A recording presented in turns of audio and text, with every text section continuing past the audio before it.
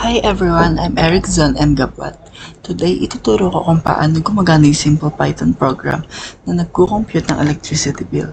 So, dito sa first line, kWh is equal to float, input, enter kWh consume. So, dito pinapatype natin kay user kung ilang kWh or kilowatts yung nagamit niya. Gumamit tayo ng input para mag-enter siya ng number, and float naman para gawing number with decimals. So, kung nag-enter siya ng 150, magiging 150.0. Dito naman sa line 2, right is equal to 5 if kWh is less than equal 100, else 8. So, dito, napagdidesisyonan kung magkano per kWh or kilowatts. Kung 100 pababa, yung rate niya is magiging 5 pesos lang. Kung lalagpas naman sa 100, yung rate niya is magiging 8 pesos.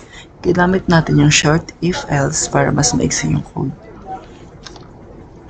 Dito naman sa line 3, bill is equal to kWh times rate plus 50. So, multiply lang natin yung kWh sa rate, tapos nag-add tayo ng 50. Yung 50, ito yung fixed charge or yung service fee. So, dito lumalabas yung total bill. Dito naman sa pang-apat, i-call out lang natin yung kWh para mag-print yung output niya. So, ayan, tatry natin. For example, is 150. Ayan. So, ayan. Gamit natin yung f-string para ipakita yung value ng bill.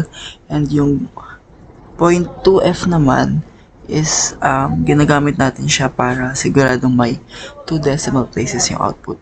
Kaya lalabas siyang 1250.00. And ayun, tapos na. Ganun lang kasimple i-compute ang electricity bill gamit ang Python. Thank you. Hindi.